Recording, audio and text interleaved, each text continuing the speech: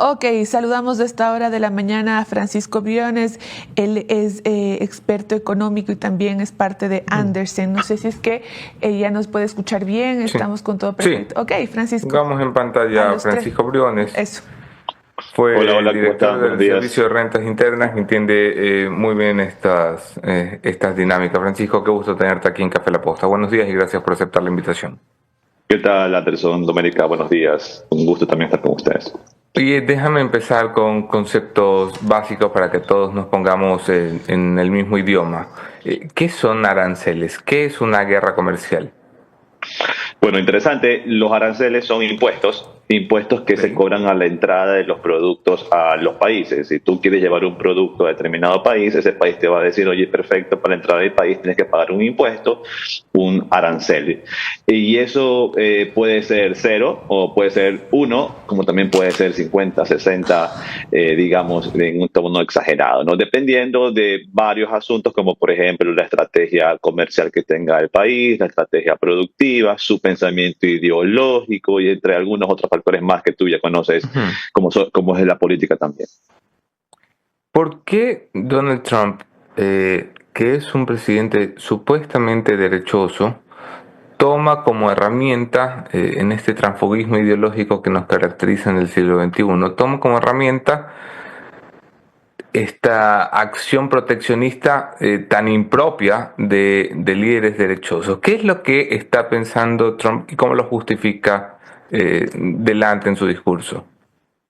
Mira, Estados Unidos viene de un proceso interesante de inflación en el cual se ha perdido mucho poder adquisitivo, se ha encarecido extremadamente la vida en los Estados Unidos, dada la crisis post-pandemia que sufrimos todos los países en el mundo y también en Latinoamérica, ha recibido mucha inmigración ilegal, lo cual ha sido también mal tomada por tanto por los migrantes legales como por los americanos, porque les ha causado, a decir de su discurso, inseguridad, problemas derivados de la inmigración ilegal, ¿verdad?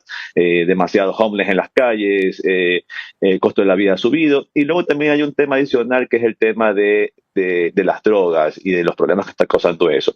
¿Por qué te digo este panorama, digamos, muy amplio? Porque esto simplemente es el cumplimiento del discurso del presidente Donald Trump. Y él lo venía diciendo desde previo a su Sí. posicionamiento. Incluso Marco Rubio, que es secretario de Estado, decía, oye, venimos legitimados para establecer esta agenda y esto él siempre lo ha promovido. Está utilizando la política comercial entonces como una herramienta tanto política como productiva y económica. Política porque es la forma en como hemos visto ha utilizado para poner presión sobre algunos líderes mundiales, sobre algunos países para conseguir sus propios objetivos, y sí que lo ha conseguido en algunos casos, pero además también de temas económicos y productivos, porque lo que él está diciendo, hagamos América grande otra vez, hagamos América rica otra vez, que volvamos a producir como antes allá en los 70, y que además seamos una potencia mundial, que garanticemos a nuestros ciudadanos ese poder adquisitivo. Entonces, pero la gran pregunta está allí es cómo estas medidas que van en dirección contraria van a ayudar a lograr esos objetivos Ok. que él está buscando. ¿Cómo afecta esto a los países? Por supuesto, es impactando en su nivel de competitividad. Si yo tengo más aranceles, soy más caro. Y si mi competencia tiene menos aranceles, es más barata. Es una obviedad, pero me gustaría que todos sigamos el mismo camino. A Ecuador se le anuncian aranceles del 10%. Entonces la primera pregunta que surge de la gente es, ¿nos afecta o no nos afecta? ¿Qué tenemos que mirar para responder eso, Francisco? Mira, lo primero a entender es el esquema. El esquema es una sobretasa. Ujú.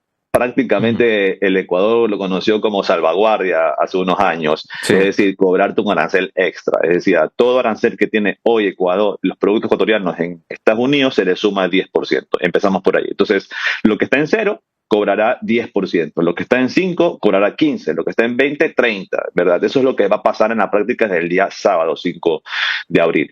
Luego, eh, si fuésemos los únicos perjudicados, ¿verdad? Sí que sería un encarecimiento de nuestros productos de cara a todos los demás del mundo, ¿verdad? Sí. Pero recordemos que es una medida globalizada y Ecuador ha obtenido el estándar el estándar base, la línea base que llamó el presidente Trump de esta medida. Todo incremento del arancel o todo arancel extra de esta política empieza con el mínimo de 10%, de 10 puntos porcentuales, llega hasta 50 prácticamente. Entonces Ecuador está entre los países que recibió esa línea base.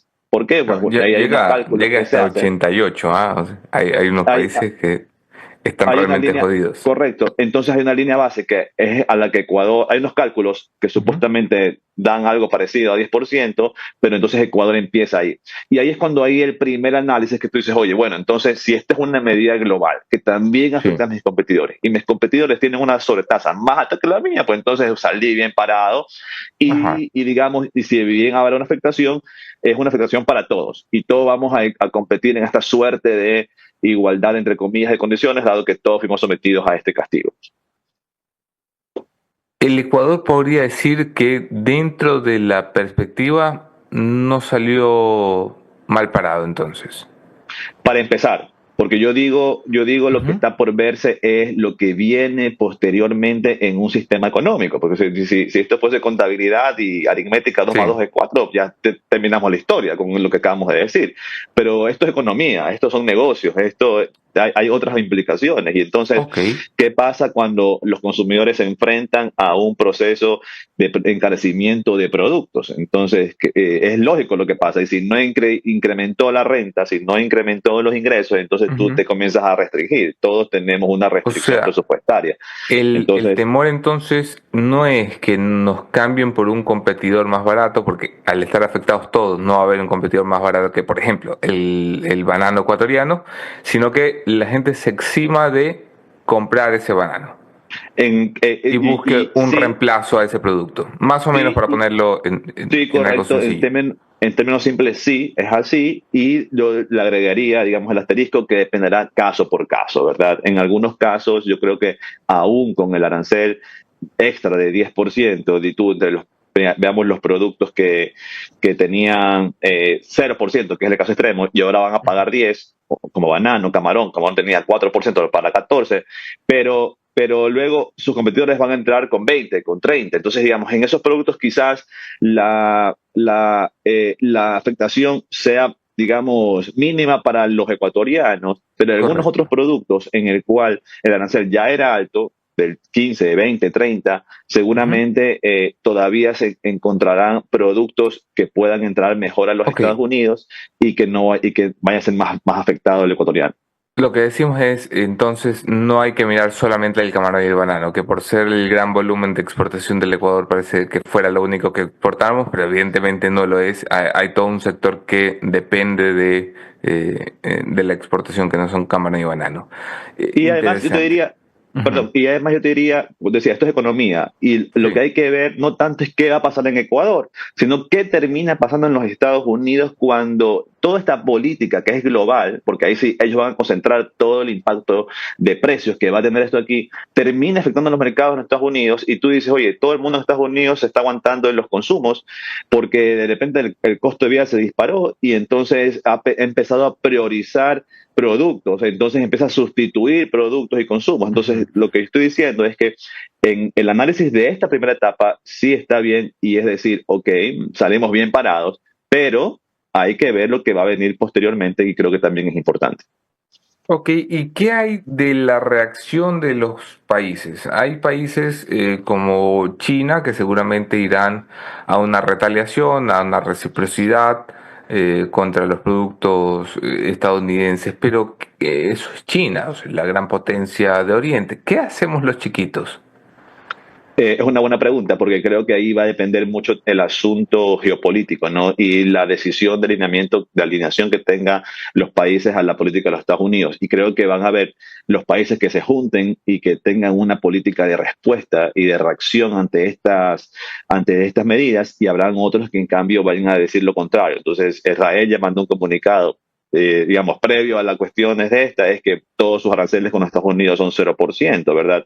Pero Israel tiene otros intereses y que está siendo apoyado por Estados Unidos en otros temas en ese territorio, allá en Medio Oriente. Entonces, sí van a haber, yo creo, dos grupos de países en el mundo en el cual unos dirán, te atacamos y nos defendemos, y otros dirán, ok, la forma de defenderme más bien es haciendo lo que quieres, ¿no?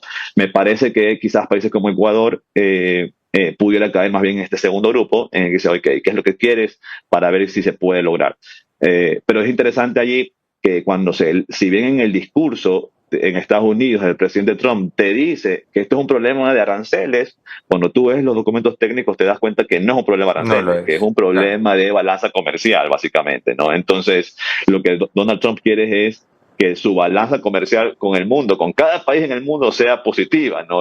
Lo cual es medio también raro y loco, la verdad. Es una locura.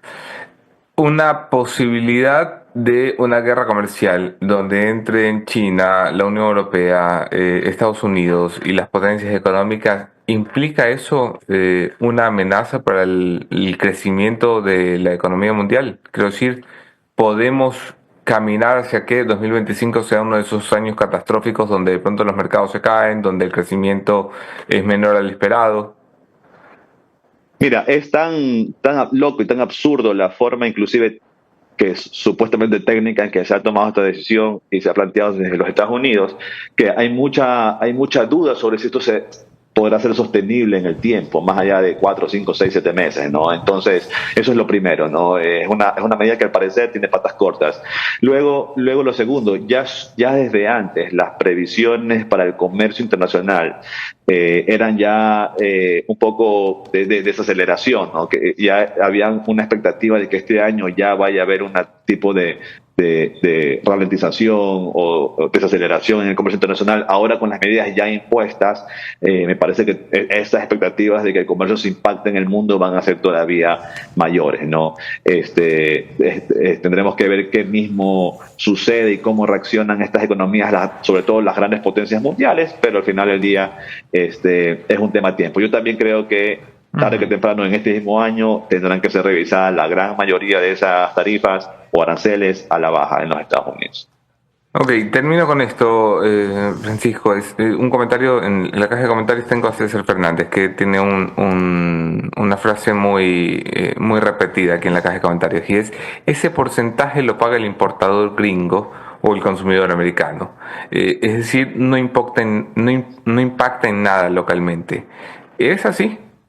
Es lo que acabamos de decir al inicio, ¿no? Que cuando decíamos, oye, una cosa es economía, otra cosa es contabilidad. Entonces tú dices, perfecto, entonces pensemos qué es lo que va a pasar en el mercado americano con toda esta ola de sobrearanceles que va a encarecer la vida en los Estados Unidos y que va a cambiar la forma en cual los consumidores se comportan, llevándolos a sustituciones de productos, a reducciones de presupuesto, a cambiar sus hábitos de consumo en algunos casos, y ahí es cuando veremos, oye, lo que creíamos que no nos impactaba en términos relativos porque a mis competencias les pegaron más duro, estamos viendo que nos afecta a todos porque el mercado se achicó, porque nos están cambiando el producto, digamos, y habrá que ver eso con pinzas, caso por caso, para ver cuáles son los que van a actuar así y en cuáles no habrá, digamos, mayor afectación.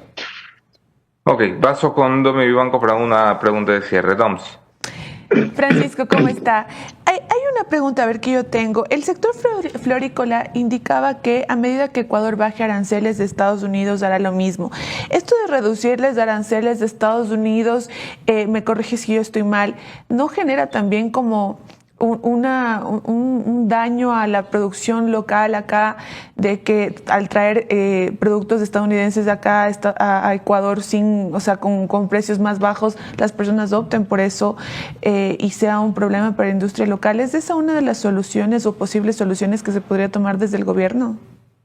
Mira, es súper interesante eso de allí, porque una vez más, una cosa es lo que sucede en el discurso de los Estados Unidos y con el presidente Trump, y otra cosa es lo que tú ves luego en los documentos. En el discurso él te dice, esto es un problema de aranceles y de medidas pararancelarias, que son todas aquellas restricciones que me pone el INE en agrocalidad, sanidad, entre otras cosas, ¿verdad?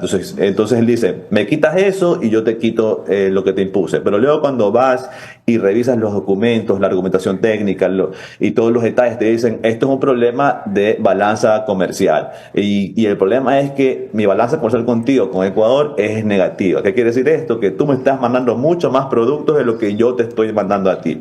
Y eso yo no lo quiero. Yo quiero tener una balanza comercial positiva contigo. Luego, entonces tú dices, oye, tendrá un efecto verdadero que yo baje mis aranceles. En esto, digamos, está por verse, porque luego tú ves Perú, Colombia, Chile, todos con TLC con los Estados Unidos, todos con aranceles cero con los Estados Unidos, luego, y ellos también tienen 10%. Te vas a ver México y Canadá, ellos les puso 25%, no son parte de este grupo, pero los trata de una forma independiente, pero les pone 25% a todo. Entonces tú dices, oye, ¿esto es o no es un tema de aranceles? Entonces, ¿qué es lo que yo diría que hay que hacer desde las posiciones de autoridad de gobierno? Número uno es evaluar impacto. Número dos, esperar, ver qué mismo va a pasar en los Estados Unidos con esto en las próximas semanas. Y número tres, tener unas propuestas listas dentro de las cuales sí debe estar bajar aranceles y mejorar unas posiciones con los Estados Unidos, pero luego también hay que poner ahí qué quisiéramos nosotros de esa negociación, que me parece que es lo más relevante que hay que negociar con los Estados Unidos. Francisco Briones, consultor económico, aquí con nosotros en Café La Posta. Muchas gracias por tu explicación. Gracias a ustedes. Buen día.